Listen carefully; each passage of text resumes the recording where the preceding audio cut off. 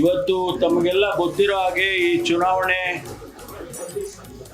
ಯಾಕೆ ಬಂತು ಅನ್ನೋದನ್ನ ಮತ್ತೆ ನಾನು ಪುನರುಚ್ಚಾರ ಮಾಡೋದಕ್ಕೆ ಹೋಗೋದಿಲ್ಲ. ಈ ಚುನಾವಣೆ ಎರಡೂ ಕ್ಷೇತ್ರದಲ್ಲಿ ಬಂದಿರುವಂತದ್ದು ಆಕಸ್ಮಿಕವಾಗಿ ಬಂದಿದೆ. ಆದರೆ ಸಂಘರ್ಷ, ಐಡಿಯಾಲಜಿಕಲ್ ಸಂಘರ್ಷ ಭಾರತೀಯ ಜನತಾ ಪಾರ್ಟಿಗೂ ಮತ್ತು ಅವರ ಜೊತೆಯಲ್ಲಿರ್ತಕ್ಕಂಥ ಜನತಾ ದಳಕ್ಕೂ ಕಾಂಗ್ರೆಸ್ಸಿಗೂ ಇರ್ತಕ್ಕಂಥ ನಮ್ಮ ಐಡಿಯಾಲಜಿಕಲ್ ಡಿಫರೆನ್ಸ್ ಏನಿದೆ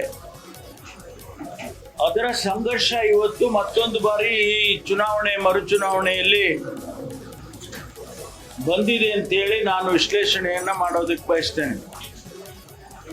ಕಾಂಗ್ರೆಸ್ ಪಕ್ಷ ಬಡವರಿಗಾಗಿ, ಹಿಂದುಳಿದವರಿಗಾಗಿ, ದಲಿತರಿಗಾಗಿ, ಅಲ್ಪಸಂಖ್ಯಾತರಿಗಾಗಿ ಮತ್ತು ಯಾವುದೇ ಸಮುದಾಯದಲ್ಲಿರ್ತಕ್ಕಂಥ ಬಡವರಿಗೋಸ್ಕರ ಇಡೀ ಸಾರ್ವಜನಿಕ ಜೀವನವನ್ನ ನಡೆಸ್ಕೊಂಡು ಬಂದಿರತಕ್ಕಂಥದ್ದು ಇವತ್ತು ಹೊಸದೇನಲ್ಲ. 138 ವರ್ಷದಿಂದನೂ ಕೂಡ ಅದೇ ಬದ್ಧತೆಯನ್ನ ಇಟ್ಕೊಂಡು ಬಂದಿದ್ದೇವೆ. 138 ವರ್ಷದಲ್ಲಿ ನಮ್ಮ ಬದ್ಧತೆಯಲ್ಲಿ ಯಾವುದೇ ಕಾಂಪ್ರಮೈಸ್ ಆಗಿಲ್ಲ,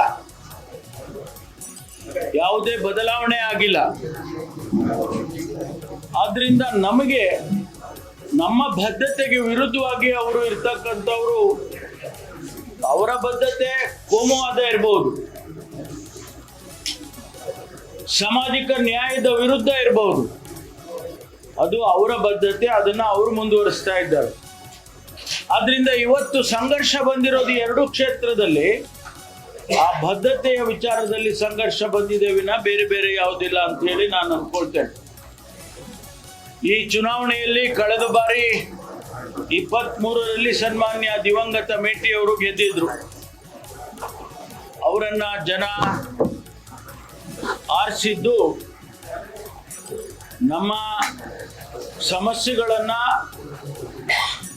ಬಗೆಹರಿಸೋದಕ್ಕೆ, ವಿಧಾನಸೌಧದಲ್ಲಿ ಸರ್ಕಾರದಲ್ಲಿ ನಮ್ಮ ಸಮಸ್ಯೆಗಳನ್ನ ಬಗೆಹರಿಸೋದಕ್ಕೆ ಅಂತೇಳಿ ಅವ್ರನ್ನ ಆರಿಸಿದ್ರು.